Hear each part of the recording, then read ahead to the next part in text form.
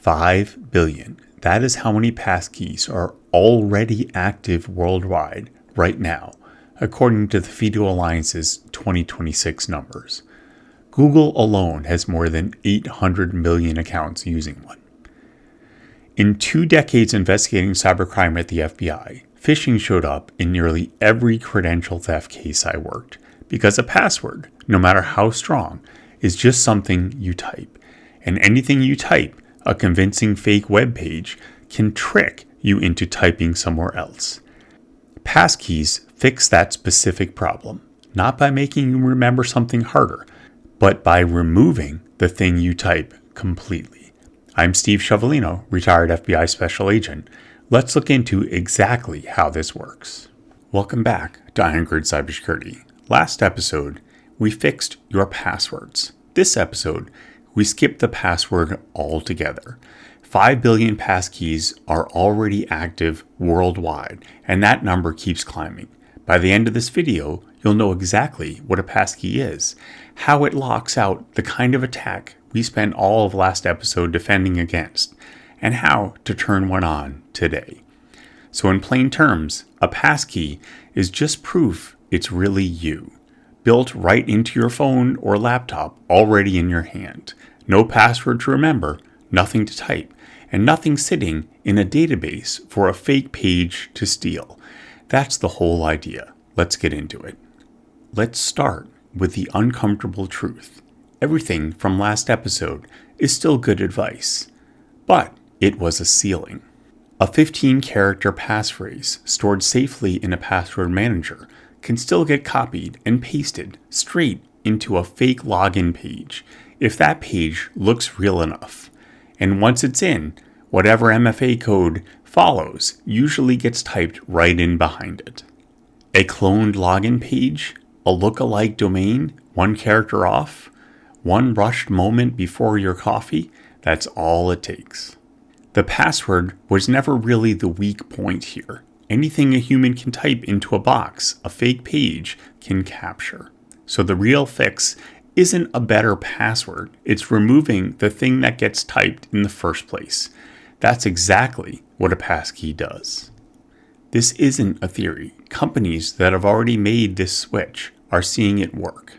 Snap adopted the FIDO2 security keys, the same cryptography behind passkeys, company-wide, and reported 0 account takeovers for more than 2 years afterwards. And it's not just one company. Google also has over 800 million accounts using a passkey, and Amazon added 175 million passkey users in its very first year offering them. Here's why. A passkey cannot be phished, guessed, or reused from a breach, because there's no shared secret sitting in a database for an attacker to steal in the first place.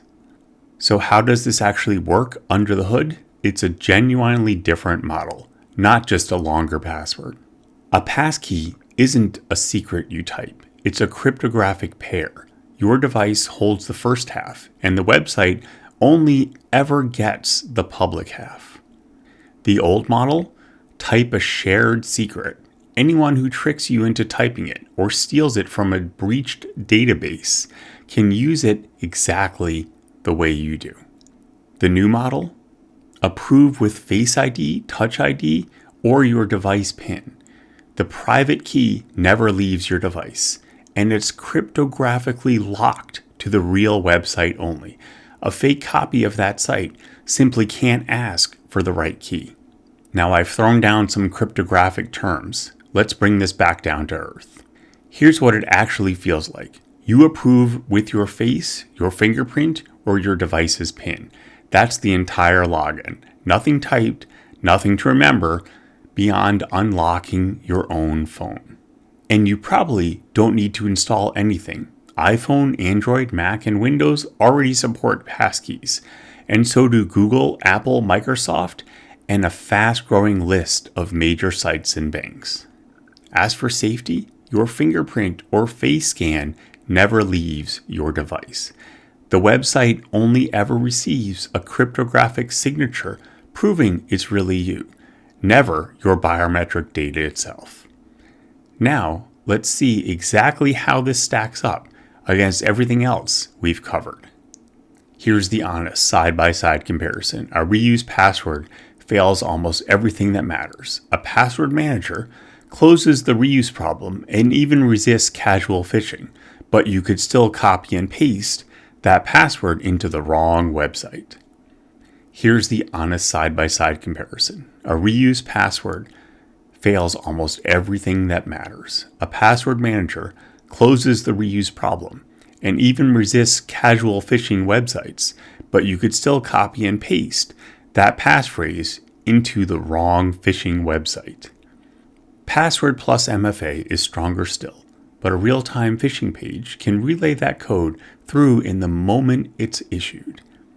A passkey is the only one of the 4 that's cryptographically immune to phishing. There's simply nothing typable for a fake page to capture. It's one honest gap. Not every site supports it yet. And account recovery, if you lose every device, is still catching up to the rest of the system. Step 1, check your top accounts. Google, Apple, and Microsoft all have passkeys or security key options waiting in your account settings right now. Step 2, add a passkey using Face ID, Touch ID, or your device PIN. It takes about 10 seconds, and there's no new app to install. Step 3, keep your password manager running. Not every account supports passkeys yet, so don't delete your old passwords. You still need them for accounts that haven't caught up yet. Step 4, set a recovery method. Passkeys don't have a universal recovery system yet, so make sure you can still get into your accounts if you lose the device containing those passkeys. 4 steps, about 10 seconds per account. That's the whole fix. Let me leave you with a few takeaways. A passkey cannot be phished, guessed, or reused from a breach. There's no shared secret for an attacker to steal in the first place. It's already built into your phone. Most people just haven't turned it on yet. It doesn't replace your password manager today. Not every site supports passkeys yet. So the 2 work side by side for now. And pair it with everything from the last episode. A passkey on your top accounts plus a password manager for the rest closes almost every door an attacker is counting on. If you haven't seen our password episode, it's linked right here. If you want this kind of practical FBI-grounded cybersecurity training for your team, Irongrid Cybersecurity is here to help. Link in the description below. Awareness is your armor. Build your Irongrid. That's all for today. Next Tuesday, we're covering how attackers are already using AI against you, and it's the first of a 2-part series. New episode every Tuesday morning, right here. A passkey does not ask you to be more careful. It removes the thing attackers were counting on. Turn it on for your top accounts today, and you have closed a door most people leave wide open. Awareness is your armor. Build your Irongrid.